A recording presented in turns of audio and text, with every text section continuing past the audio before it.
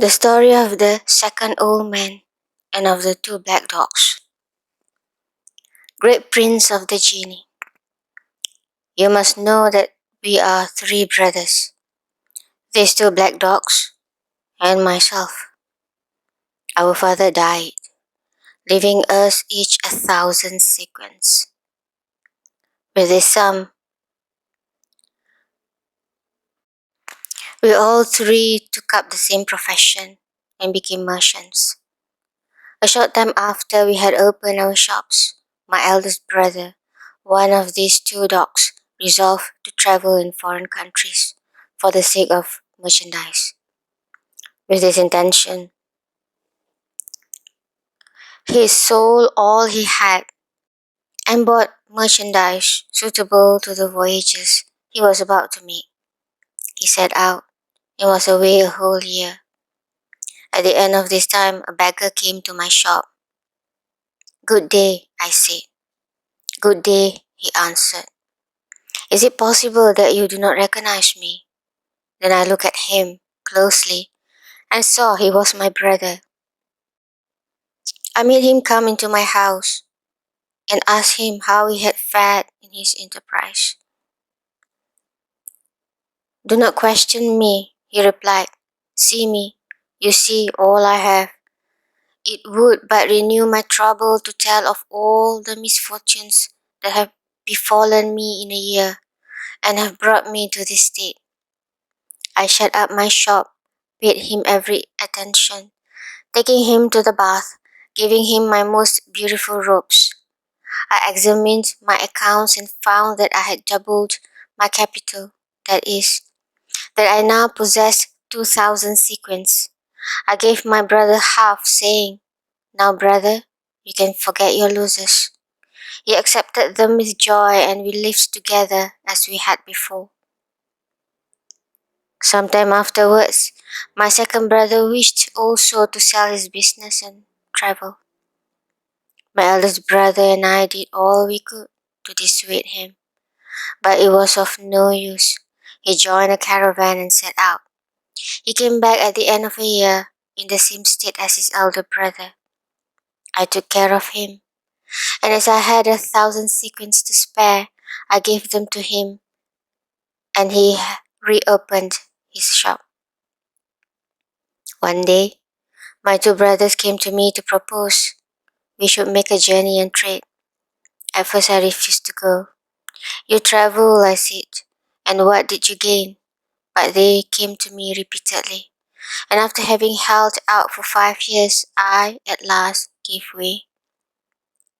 But when they had made their preparation, and they began to buy the merchandise we needed, they found they had spent every piece of the 1,000 sequins I had given them. I did not reproach them.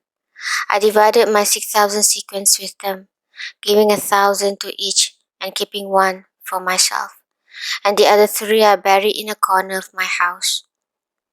We bought merchandise, loaded a vessel with it, and set forth with a favorable wind. After 2 months sailing, we arrived at a seaport, where we disembarked and did a great trade. Then we bought the merchandise of the country, and were just going to sail once more when I was stopped on the shore by a beautiful though poorly dressed woman. She came up to me, kissed my hand, and implored me to marry her and take her on board. At first I refused, but she begged so hard and promised to be such a good wife to me that at last I consented. I got her some beautiful dresses, and after having married her, we embarked and set sail. During the voyage, I discovered so many good qualities in my wife that I began to love her more and more. But my brothers began to be jealous of my prosperity and set to work to plot against my life. One night, when we were sleeping, they threw my wife and myself into the sea. My wife, however, was a fairy, and so she did not let me drown, but transported me to an island. When the day dawned, she said to me, "When I saw you on the seashore, I took a great fancy to you, and wished to try your good nature. So I presented myself in the disguise you saw. Now I have rewarded you by saving your life, but I am very angry with your brothers, and I shall not rest till I have taken their lives. I thanked the fairy for all that she had done for me, but I begged her not to kill my brothers. I appeased her wrath, and in a moment she transported me from the island where we were to the roof of my house, and she disappeared a moment afterwards. I went down, opened the doors, and dug up the 3,000 sequins I had buried. I went to the place where my shop was, opened it, and received from my fellow merchants congratulations on my return. When I went home, I saw two black dogs, who came to meet me with sorrowful faces. I was much astonished, but the fairy who reappeared said to me, "Do not surprised to see these dogs. They are your two brothers. I've condemned them to remain for 10 years in these ships." Then, having told me where I could hear news of her, she vanished. The 10 years are nearly past, and I'm on the road to find her. As in passing I met this merchant and the old man with the hind, I stayed with them. This is my story, O Prince of Genii. Do you not think it is most marvelous one? Yes, indeed, replied the genies. And I will give up to you the third of the merchant's punishment. Then the third old man made the genius do same request as the other two had done, and the genius promised him the last third of the merchant's punishment if his story surpassed the others. So he told his story to the genius, but I cannot tell you what it was, so I do not know.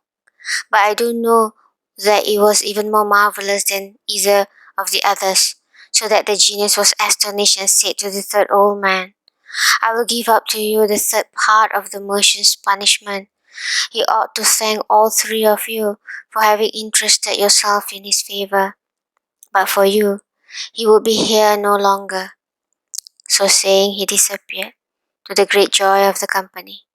The merchant did not fail to thank his friends, and then each went on his way. The merchant returned to his wife and children, and passed the rest of his days happily with them. "But sire," added Scheherazade, "however beautiful are the stories I have just told you, they cannot compare with the story of the fisherman."